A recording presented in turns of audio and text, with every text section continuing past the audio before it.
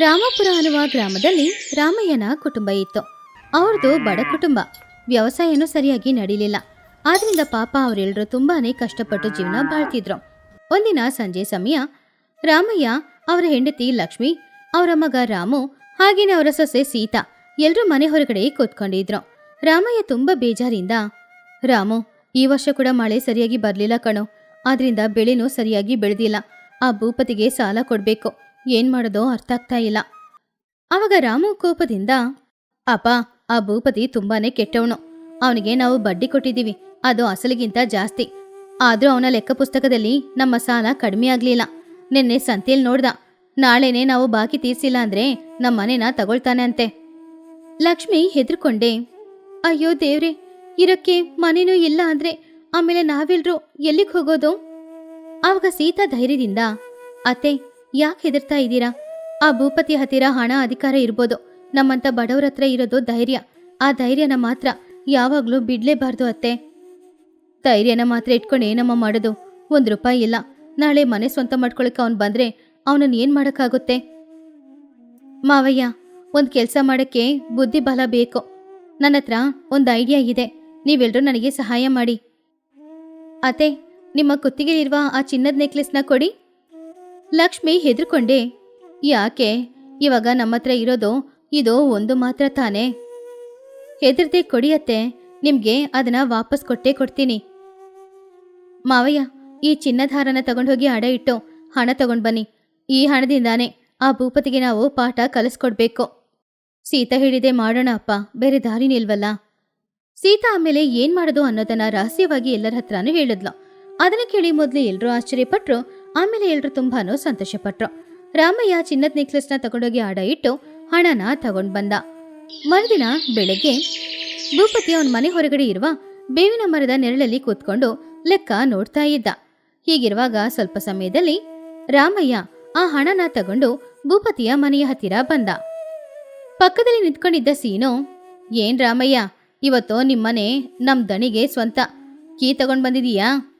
ಭೂಪತಿ ನಗುತ್ತಾ, ತಗೊಂಡ್ ಬಂದಿರ್ತಾನೆ ಕಣೋ, ಅವನ ಮುಖಾನ ನೋಡಿದ್ರೇನೆ ಕಾಣಿಸ್ತಾ ಇಲ್ವಾ? ರಾಮಯ್ಯ ತಾಳ್ಮೆಯಿಂದ, ಇಲ್ಲ ದಣಿ, ನಾನು ಕೀ ತಗೊಂಡ್ ಬಂದಿಲ್ಲ, ನಿಮ್ಮ ಸಾಲಕ್ಕೆ ಹಣ ತಗೊಂಡ್ ಬಂದಿದ್ದೀನಿ, ತಗೊಳ್ಳಿ ಈ ಹಣ. ಹಾಗಂತ ಹಣ ತೋರಿಸಿದಾಗ ಭೂಪತಿ, ಪರವಾಗಿಲ್ವೇ, ಹಣ ಇಲ್ಲ ಅಂತ ಅಂದ್ಕೊಂಡಿದ್ದೆ, ಇವಾಗ ಸಡನ್ ಆಗಿ ಎಲ್ಲಿಂದ ಬಂತು? ಸರಿ, ಕೊಡು ಕೊಡು. ಆವಾಗ ರಾಮಯ್ಯ ಆ ಹಣನ ಹಿಂದೆ ತಗೊಂಡು, ಕೊಡ್ತೀನಿ, ಆದ್ರೆ ಒಂದು ಷರತ್ತು. ಷರತ್ತಾ? ಸಾಲ ತೀರ್ಸಕ್ಕೆ ಏನೋ ಷರತ್ತು? ಹೌದು ದಣಿ, ನನ್ ಸೊಸೆ ಸೀತೆ ಹೇಳಿದ್ಲು, ಇದು ಸಾಲಕ್ಕೆ ಅಲ್ಲ, ನಿಮ್ಮ ಮನೆ ಮುಂದ್ಗಡೆ ಈ ದೊಡ್ಡ ಬೇವಿನ ಮರ ಇದೆ ಅಲ್ವಾ, ಈ ನೆರಳನ್ನ ಹಣ ಕೊಟ್ಟು ತಗೊಂಡ್ ಬನ್ನಿ ಅಂತ ಹೇಳಿದ್ಲು. ಅದಕ್ಕೆ ಈ ಹಣ ಇಟ್ಕೊಂಡು ಈ ಮರದ ನೆರಳನ್ನ ನನಗೆ ಮಾರಿ. ಆವಾಗ ಸೀನು ಅದನ್ ಕೇಳಿ ನಗುತ್ತಾ, ಏನ್ ರಾಮಯ್ಯ, ನಿನಗೆ ಹುಚ್ಕಿಚೇನಾದ್ರೂ ಹಿಡ್ದಿದೀಯಾ? ಯಾರಾದ್ರೂ ಬರೀ ಮರದ ನೆರಳನ್ನ ಹಣ ಕೊಟ್ಟು ತಗೊಳ್ತಾರಾ? ನಿನಗೆ ಸ್ವಲ್ಪನೂ ಬುದ್ಧಿ ಇಲ್ವಾ? ಆವಾಗ ಭೂಪತಿ ಅವನ ಮನಸ್ಸೊಳಗಡೆ, ಈ ರಾಮಯ್ಯನಿಗೆ ಬುದ್ಧಿ ಇಲ್ಲ ಅಂತ ಕಾಣಿಸ್ತಿದೆ. ಬರೀ ಮರದ ನೆರಳನ್ನ ಹಣ ಕೊಟ್ಟು ತಗೊಳ್ತೀನಿ ಅಂತ ಹೇಳ್ತಾ ಇದ್ದಾನೆ. ಈ ಮರ ನನ್ನ ಜಾಗದಲ್ಲಿ ಇದೆ, ಈ ಜಾಗ ನನಗ್ ಸ್ವಂತ. ಈ ನೆರಳು ಗಾಳಿ ತರ, ಇದನ್ನ ಹಿಡಿಯೋಕ್ಕೂ ಆಗಲ್ಲ, ಎತ್ಕೊಂಡು ಹೋಗಕ್ಕೂ ಆಗಲ್ಲ. ಹಾಗಾದ್ರೆ ಹಣ ತಗೊಂಡು ಇದನ್ನ ಮಾರಿದ್ರೆ ಏನು? ಹಾಗಂತ ಮನ್ಸಲ್ಲಿ ಅಂದ್ಕೊಂಡು, ಸರಿ, ನಿನ್ ಕರ್ಮ, ಹಣ ಕೊಟ್ಟು ನೆರಳು ತಗೊಳ್ತೀನಿ ಅಂತ ಹೇಳ್ತಾ ಇದೀಯಾ, ಇವತ್ತಿಂದ ಈ ನೆರಳು ನಿನಗ್ ಸ್ವಂತ. ಉಳಿದಿರುವ ಹಣದಲ್ಲಿ ನಾನು ಬಾಕಿ ತೀರಿಸ್ಕೊಳ್ತೀನಿ. ಸರಿ, ಹಾಗಾದ್ರೆ ಪತ್ರದಲ್ಲಿ ಈ ನೆರಳು ನನಗ್ ಸ್ವಂತ ಅಂತ ನೀವು ಬರ್ದು ಕೊಡಿ ಅಯ್ಯ. ಬರಿತೀನಿ, ಏನ್ ಹುಚ್ಚನಾಟಕನೋ ಏನೋ. ಹಾಗಂತ ಹೇಳಿ ಭೂಪತಿ ಪತ್ರದಲ್ಲಿ ನೆರಳು ಅವನಿಗೆ ಸ್ವಂತ ಅಂತ ಬರ್ದ. ಈ ದಿನದಿಂದ ಭೂಪತಿ ಅವರೇ ಈ ಬೇವಿನ ಮರದ ನೆರಳು ರಾಮಯ್ಯನಿಗೆ ಸ್ವಂತ. ಅದಕ್ಕೆ ನಾನು ಹಣ ತಗೊಂಡಿದ್ದೀನಿ, ಅವನ ಬಾಕಿ ಎಲ್ಲಾನು ತೀರ್ಸ್ಕೊಂಡಿದ್ದೀನಿ. ಹಾಗಂತ ಪತ್ರದಲ್ಲಿ ಬರ್ದಿತ್ತು. ಆವಾಗ ರಾಮಯ್ಯ ಹಣ ಕೊಟ್ಟು ಆ ಪತ್ರನ ತಗೊಂಡು ಹೋದ. ಆ ದಿನ ಮಧ್ಯಾಹ್ನದ ಸಮಯ ಸೂರ್ಯ ಮೆಲ್ಲೆ ಜರುಗ್ತಾ ಇದ್ದ. ಆವಾಗ ಆ ಬೇವಿನ ಮರದ ನೆರಳು ಭೂಪತಿ ಮನೆಯ ವರಾಂಡದಲ್ಲಿ ಬಿತ್ತು.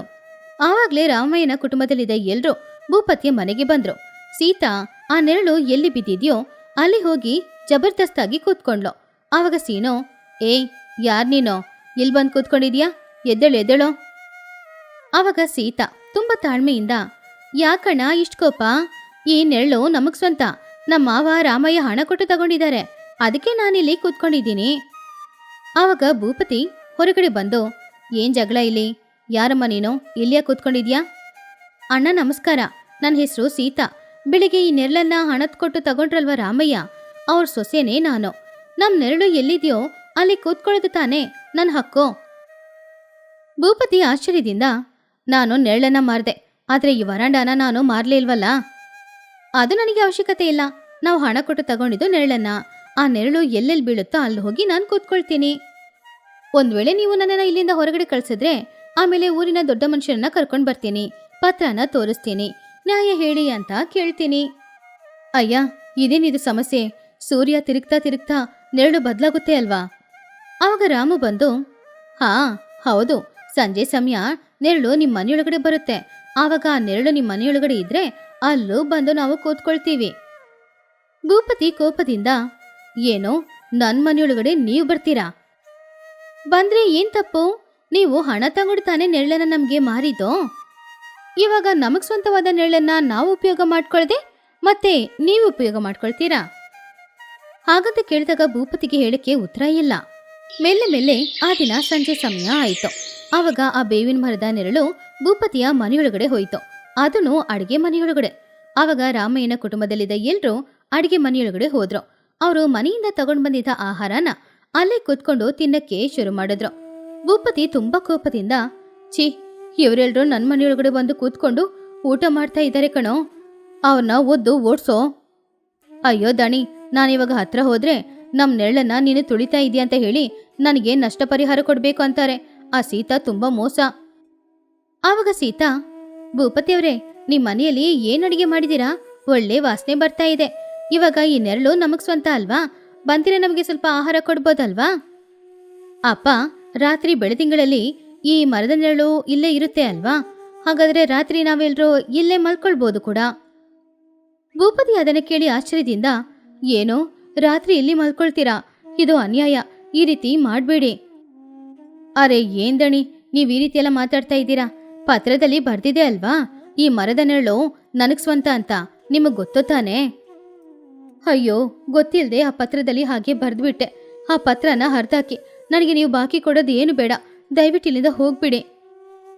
ಅದ್ಹೇಗೆ ಭೂಪತಿಯವರೇ? ನಾವು ಬೆಳಿಗ್ಗೆ ಹಣ ಕೊಟ್ಟಾಗ ಈ ನೆರಳಿಗೆ ಬೆಲೆ ಅಷ್ಟೇ, ಆದ್ರೆ ಇವಾಗ ಈ ನೆರಳಿಗೆ ಬೆಲೆ ಜಾಸ್ತಿ ಆಗಿದೆ. ಈ ನೆರಳು ನಮಗ್ ಸ್ವಂತ, ನಾವು ಹೇಳೋದೇ ಬೆಲೆ. ನಾವು ಬೆಳಿಗ್ಗೆ ಕೊಟ್ಟ ಹಣಕ್ಕೆ 2 ಪಟ್ಟು ಹಣ ನೀವು ಕೊಟ್ರೆ ಆವಾಗ ಬೇಕಾದ್ರೆ ಈ ನೆರಳನ್ನ ನಿಮಗೆ ವಾಪಸ್ ಕೊಡ್ತೀವಿ. 2 ಪಟ್ಟು ಹಣನ? ಇದು ಅನ್ಯಾಯ. ಹಾಗಾದ್ರೆ ನಾವು ಇಲ್ಲೇ ಇರ್ಬೋದಲ್ವಾ?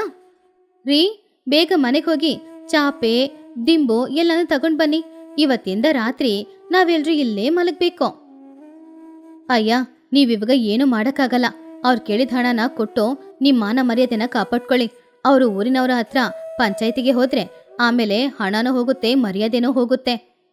ಹಾಗಂತ ಹೇಳಿದಾಗ ಭೂಪತಿ ಹೆದರ್ದ. ಅವನಿಗೆ ಇವಾಗ ಬೇರೆ ದಾರಿನೂ ಇಲ್ಲ. ಆದ್ರಿಂದ ಅವನು ಮನೆಯೊಳಗಡೆ ಹೋದ. ಸೀತಾ ಕೇಳಿದ ಹಣನ ತಗೊಂಡ್ ಬಂದು ಅವ್ರ ಹತ್ರನೇ ವಾಪಸ್ ಕೊಟ್ಟ. ಭೂಪತಿ ಕೈ ಮುಗ್ದು, ಅಮ್ಮ ತಾಯಿ ಸೀತಾ, ತಗೊಮ್ಮ, ನೀನ್ ಕೇಳಿದ 2 ಪಟ್ಟು ಹಣ ಇದ್ರಲ್ಲಿದೆ. ದಯವಿಟ್ಟು ಈ ನನ್ ಮನೆನ ಬಿಟ್ಬಿಟ್ಟು ನೀವೆಲ್ರೂ ನಿಮ್ಮನೆಗೆ ಹೋಗಿ. ಆವಾಗ ಸೀತಾನ ಗೊತ್ತಾ, ಈ ಹಣ ಮಾತ್ರ ಕೊಟ್ರೆ ಸಾಕಾಗಲ್ಲ ಭೂಪತಿಯವ್ರೆ. ಇನ್ನೊಂದ್ಸಲ ಬಡವ್ರನ್ನ ತಪ್ಪಾಗಿ ತಿಳ್ಕೊಳ್ಬೇಡಿ. ಅವರು ನಿಮ್ಮ ಗುಲಾಮರಲ್ಲ. ಅವ್ರ ಜೊತೆ ಸ್ವಲ್ಪ ನೋಡ್ಕೊಂಡು ನಡ್ಕೊಳ್ಳಿ. ಖಂಡಿತಮ್ಮ, ನನಗ್ ಬುದ್ಧಿ ಬಂತು. ಇನ್ಮುಂದೆ ನಾನು ಈ ರೀತಿ ಮಾಡಲ್ಲ. ಸೀತಾ ಹಣ ತಗೊಂಡು ಪತ್ರವನ್ನ ಭೂಪತಿಯ ಕೈಯಲ್ಲಿ ಇಟ್ಲು. ಆಮೇಲೆ ರಾಮಯ್ಯನ ಕುಟುಂಬದಲ್ಲಿ ಇರೋರು ಎಲ್ರೂ ಕೂಡ ಸಂತೋಷವಾಗಿ ಹಣ ತಗೊಂಡು ಮನೆಗೆ ವಾಪಸ್ ಬಂದ್ರು. ರಾಮಯ್ಯ ಸಂತೋಷದಿಂದ, ಸೀತಾ, ನೀನು ನನ್ನ ಸೊಸೆ ಅಲ್ಲಮ್ಮ, ನನ್ನ ಮನೆಗೆ ಬಂದಿರುವ ಮಹಾಲಕ್ಷ್ಮಿ. ಇವತ್ತು ನಿನ್ನಿಂದಾನೆ ನನ್ನ ಮನೇನೂ ಉಳಿತು, ನನ್ನ ಹೆಂಡತಿ ಚಿನ್ನದ ಹಾರನೂ ಉಳಿತು. ಹೌದು ಸೀತಾ, ನಾನು ಕೂಡ ಚಿನ್ನದ ಹಾರ ನೀನು ಕೇಳಿದಾಗ ಹೆದರ್ದೆ. ಇವಾಗ ನಿನ್ನ ನೋಡಿದ್ರೆ ತುಂಬಾ ಹೆಮ್ಮೆ ಅನ್ನಿಸ್ತಾ ಇದೆ. ನನ್ನ ಹೆಂಡತಿ ತುಂಬಾನೇ ಬುದ್ಧಿವಂತೆ ಅಮ್ಮ. ಈ ಹಣದಲ್ಲಿ ನೆಕ್ಲೆಸ್ನ ಬಿಡಿಸ್ಕೊಂಡು ಬರ್ಬೋದು, ಹಾಗೇನೆ ವ್ಯವಸಾಯನೂ ಮಾಡ್ಬೋದು. ರೀ, ನಾನು ಮಾತ್ರ ಗೆದ್ದಿಲ್ಲ, ನಾವೆಲ್ಲರೂ ಕಷ್ಟಪಟ್ಟಿದ್ದೀವಿ. ಬಡವ್ರನ್ನ ಕಾಲ್ ಕೆಳಗಡೆ ಹಾಕಿ ತುಳಿಬೇಕು ಅಂತ ಅಂದ್ಕೊಳ್ವಾ ಈ ಭೂಪತಿ ಅಂತ ಜನರಿಗೆ ಈ ರೀತಿ ಪಾಠ ಕಲಿಸ್ಕೊಡ್ಲೇಬೇಕು. ಹಾಗೆ ಆದರದಿಂದ ರಾಮಯ್ಯ ಕುಟುಂಬದಲ್ಲಿ ಇರೋರು ಆ ಹಣನ ಉಪಯೋಗ ಮಾಡಿಕೊಂಡು ಸಂತೋಷವಾಗಿ ವ್ಯವಸಾಯ ಮಾಡಿ ಬಾಳ್ತಿದ್ರು. ಈ ಕಡೆ ಭೂಪತಿ ಬದಲಾಗಿದ್ದ. ಅವನು ಬಡವರಿಗೆ ಕಮ್ಮಿ ಬಡ್ಡಿಗೆ ಹಣ ಕೊಡ್ತಾ ಇದ್ದ. ಸೀತಾಳ ಬುದ್ಧಿವಂತಿಕೆನ ನೋಡಿ ಊರಿನವರು ಎಲ್ರೂ ತುಂಬಾನು ಮೆಚ್ಕೊಳ್ತಿದ್ರು. ಈ ಕಥೆಯಲ್ಲಿರುವ ನೀತಿ ಏನು ಅಂದ್ರೆ, ದೇಹ ಬಲಕ್ಕಿಂತ ಬುದ್ಧಿಬಲ ಇರಬೇಕು. ಬುದ್ಧಿಬಲ ಇದ್ರೆ ಎಂಥ ಸಮಸ್ಯೆ ಬಂದರೂ ಕೂಡ ಆ ಸಮಸ್ಯೆಯಿಂದ ನಮ್ಮಿಂದ ಹೊರಗಡೆ ಬರಕ್ಕಾಗುತ್ತೆ. ಅದು ಸಿರಿಪುರ ಸಂಸ್ಥಾನ. ಪಕ್ಕದಲ್ಲಿ ದಟ್ಟವಾದ ಅಡವಿ. ಜಮೀನ್ದಾರನಾದ ರಾಜೇಂದ್ರ ವರ್ಮ ಅವನ ಭೋಜನ ಶಾಲೆಗೆ ಹೋದ. ಅಲ್ಲಿ ಒಂದು ದೊಡ್ಡ ಟೇಬಲಲ್ಲಿ ಚಿನ್ನದ ತಟ್ಟೆಗಳಲ್ಲಿ, ಬೆಳ್ಳಿ ತಟ್ಟೆಗಳಲ್ಲಿ ಸುಮಾರು ಆಹಾರ ಪದಾರ್ಥಗಳನ್ನ ಇಟ್ಟಿದ್ರು. ಅವನು ರೇಷ್ಮೆ ಬಟ್ಟೆನ ಉಟ್ಕೊಂಡು ಊಟ ಮಾಡೋದಕ್ಕೋಸ್ಕರ ಹೋಗಿದ್ದ. ಆವಾಗ ಅವನ ತಟ್ಟೆಯಲ್ಲಿದ್ದ ಒಂದು ಲಡ್ಡುನ ತೆಗೆದು ಅದರ ವಾಸನೆಯನ್ನ ನೋಡಿ ಅವನಿಗೆ ಕೋಪ ಬಂತು. ಛೀ, ಏನೋ ಈ ಲಡ್ಡಲ್ಲಿ ತುಪ್ಪದ ವಾಸನೆನೇ ಬರ್ತಾ ಇಲ್ಲ. ಆ ಕೆಲಸದವನು ರಂಗಯ್ಯ ಏನ್ ಮಾಡ್ತಿದ್ದಾನೆ? ಕೆಲಸಕ್ಕೆ ಬಾರದ ಅಡಿಗೆನ ನನಗ್ ಕೊಡ್ತಾನಾ? ಅಯ್ಯೋ ದೊರೆಯವ್ರೆ, ಇದು ಸ್ವಚ್ಛವಾದ ಹಸುವಿನ ತುಪ್ಪ. ಬೆಳಿಗ್ಗೆನೆ ಗೊಲ್ಲ ಗೋವಿಂದ ಬೆಳಿಗ್ಗೆ ಅಷ್ಟೇ ತಂದಿದ್ದು, ರುಚಿ ನೋಡಿ ಹೇಳಿ. ರಾಜೇಂದ್ರ ವರ್ಮ ಕೋಪದಿಂದ, ಏನೋ ನನಗೆ ಎದುರುತ್ರ ಕೊಡ್ತಾ ಇದ್ದೀಯಾ?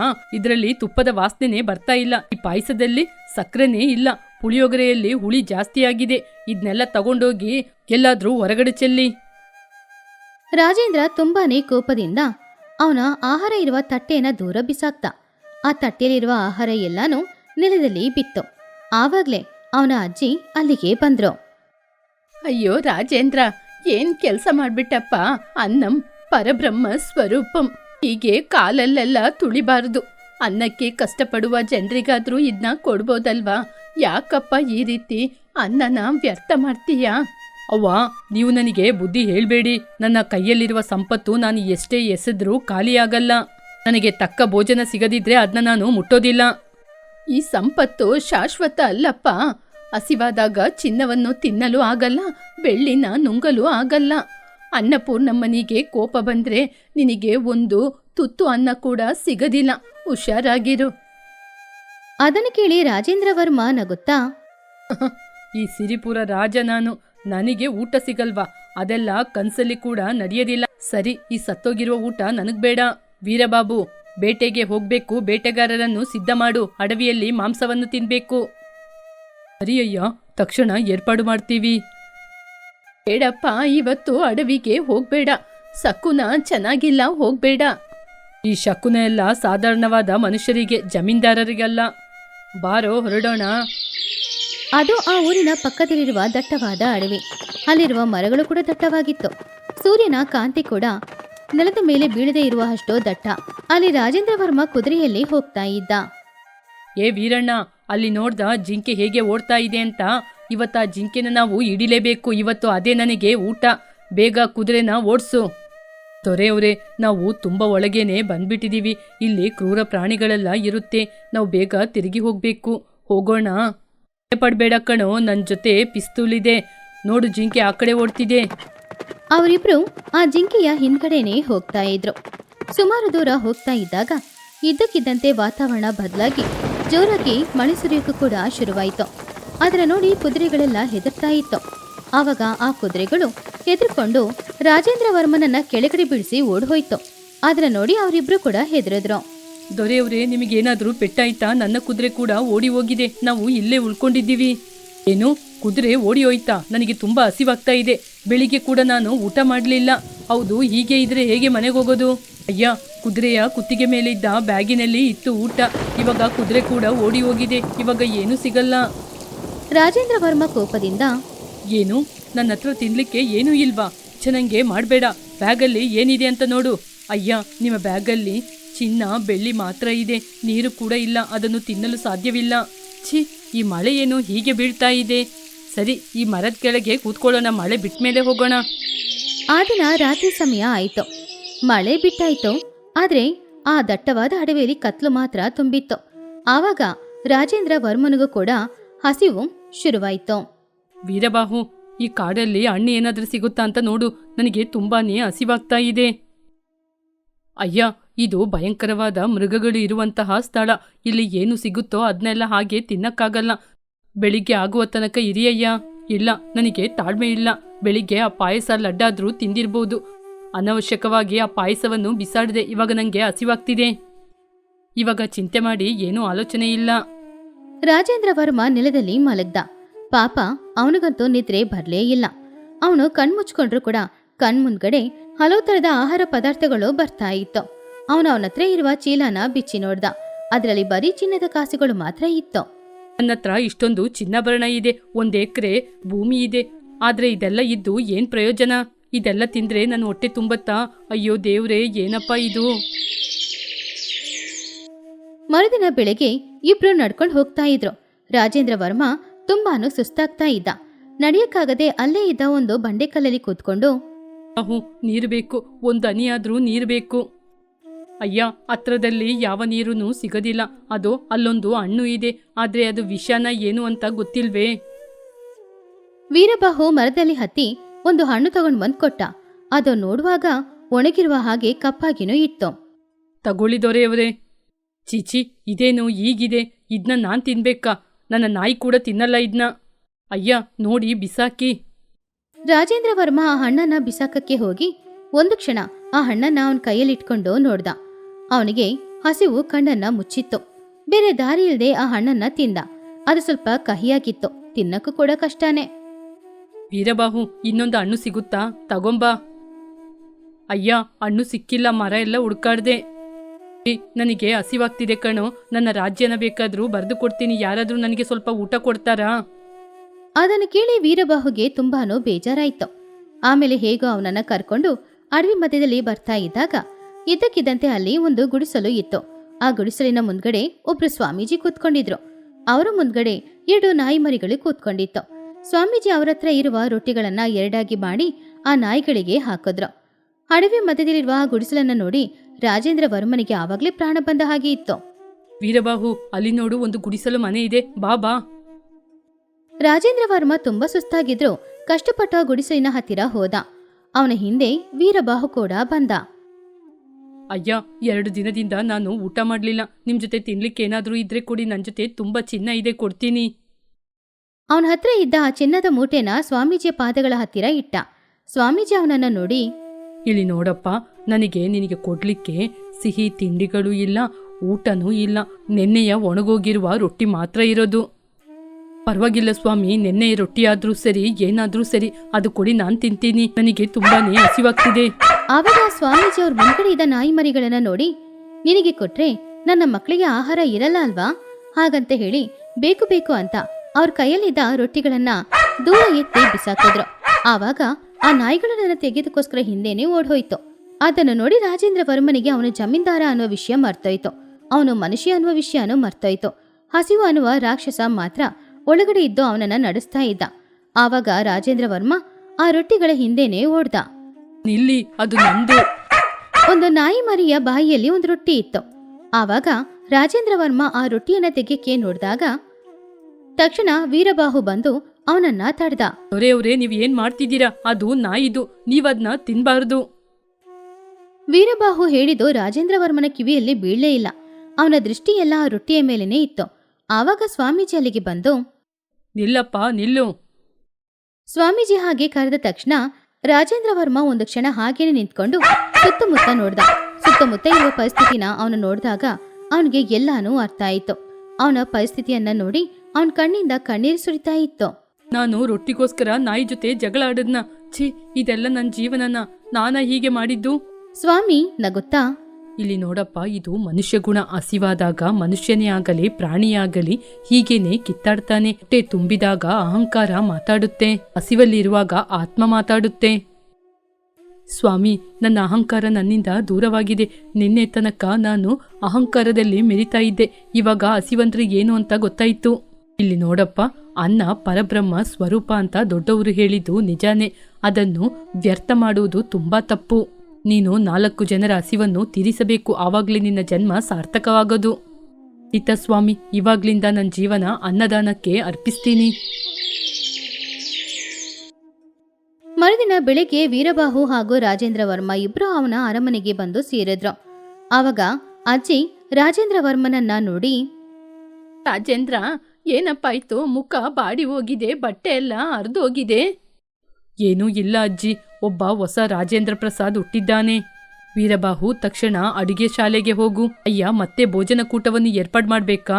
ವೀರಬಾಹು, ನನ್ನ ಆಸ್ಥಾನದಲ್ಲಿ ಇನ್ಮುಂದೆ ಭಿಕ್ಷುಕರಾಗಲಿ, ಹಸಿವಲ್ಲಿರುವವರಾಗಲಿ, ಬಡವರಾಗಲಿ ಯಾರೇ ಕೂಡ ಹಸಿವಲ್ಲಿ ಇರಬಾರದು.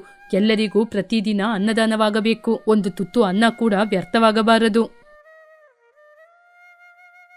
ಅಜ್ಜಿ ಸಂತೋಷದಿಂದ, ನಿಜನಾ ರಾಜೇಂದ್ರ? ನಿನ್ನಲ್ಲಿ ಈ ರೀತಿ ಬದಲಾವಣೆ ಹೇಗೆ ಬಂತು?